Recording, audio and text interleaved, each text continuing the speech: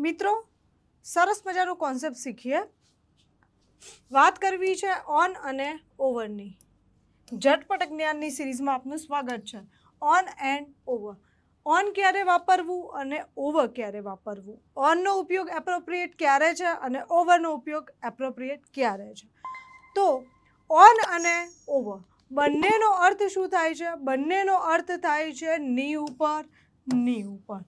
તો ગુજરાતીમાં આપણે જ્યારે કશાક વસ્તુની ઉપર અથવા તો કંઈકની ઉપર આવું બોલવું છે ત્યારે ઓન અથવા ઓવરનો ઉપયોગ કરવાનો થાય છે. વાત એવી છે કે અંગ્રેજીમાં ઓન ક્યારે વાપરવું અને ઓવર ક્યારે વાપરવું. ગુજરાતીમાં તો આપણે ની ઉપર આવું કોમન શબ્દ બોલી દઈએ છીએ. તો વાત કરીએ હવે ઓનની. જ્યારે કોઈ વસ્તુ બીજાને સ્પર્શીને હોય, એટલે કે એક વસ્તુ બીજી કશાક ઓબ્જેક્ટને, બીજી કશીક વસ્તુને, બીજા કોઈ પદાર્થને સ્પર્શીને હોય.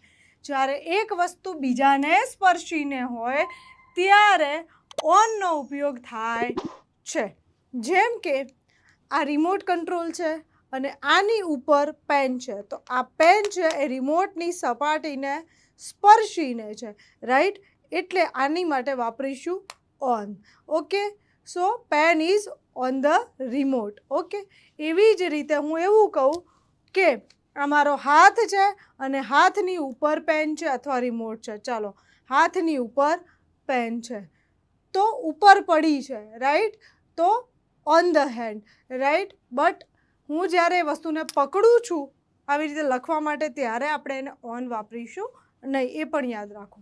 તો જ્યારે કોઈ વસ્તુ બીજી વસ્તુ ઉપર પડી છે ત્યારે આપણે એની માટે ઓનનો ઉપયોગ કરીએ છીએ. ફરી એક સરસ મજાના ઉદાહરણથી સમજીએ. જેમ કે આ બોલ છે અને આ ટેબલ છે, તો આ ટેબલ ઉપર એની સપાટીને સ્પર્શીને દડો પડ્યો છે, રાઈટ? તો એક વસ્તુ બીજી વસ્તુની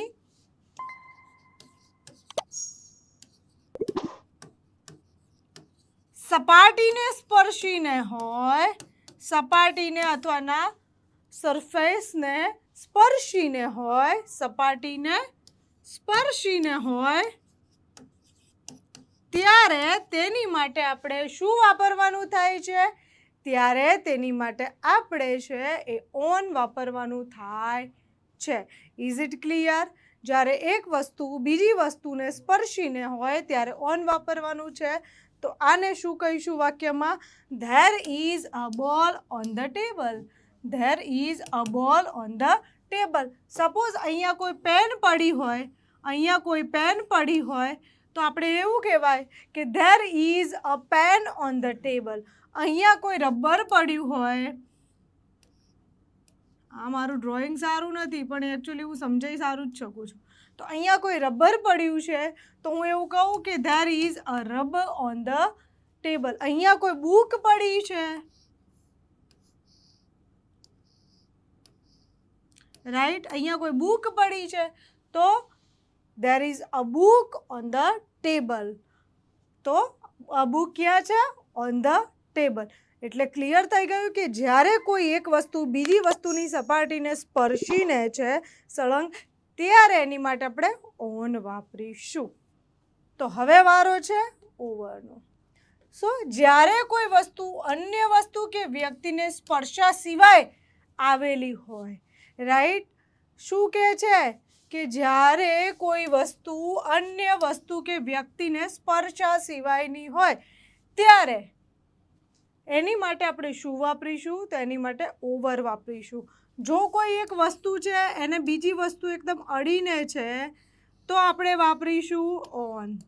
પણ અહીંયા એક વસ્તુ છે અને બીજી વસ્તુ એને સ્પર્શા સિવાયની છે અથવા એના માત્ર છેડા જ અડે છે, વચ્ચેની સપાટી અડતી નથી, એનો સીધો સંબંધ એ સપાટી સાથે નથી, ત્યારે આપણે એની માટે ઓવર વાપરીશું. જો અહીંયા જુઓ, આ ટેબલ છે અને આ બોલ છે, આ હવામાં લટકે છે, એટલે કે બે વસ્તુઓની વચ્ચે હવાનું માધ્યમ હોય, બીજું કોઈ જ માધ્યમ હોય નહીં. શું હોય? માત્ર ને માત્ર હવાનું માધ્યમ હોય ત્યારે એની માટે ઓવર વાપરીશું. અને બે વસ્તુની વચ્ચે જ્યારે હવાનું પણ માધ્યમ નથી હોતું અને લગોલગ છે, અડીને છે, ત્યારે ઓન વાપરીશું. જો અહીંયા બોલ છે, હવામાં છે, વચ્ચે હવા છે એટલે આપણે જોઈ તો નથી શકતા, પણ વચ્ચે ગેપ છે અને આ ટેબલ છે, તો over. There is a ball over the table. There is a ball over the table. મારી ઉપર પંખો છે, so there is a fan over my head. મારા માથાની ઉપર પંખો છે. મારા માથાની ઉપર લાઇટ છે, જે મને અડીને કે સ્પર્શીને નથી, પણ એની વચ્ચે ગેપ છે, તો there is a light over my હેડ.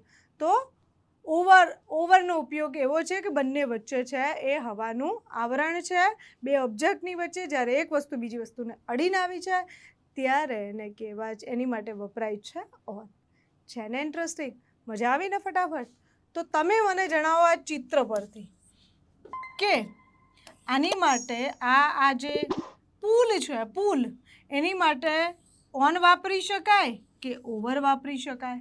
આ ચિત્ર માટે ઓન આવે છે કે ઓવર આવે છે? શું આવે છે તમે મને જણાવો કોમેન્ટ સેક્શનમાં. અને આવા મજેદાર વિડીયો જોવા માટે ચેનલને સબસ્ક્રાઈબ કરો, વિડીયોને લાઈક કરો અને શેર કરો.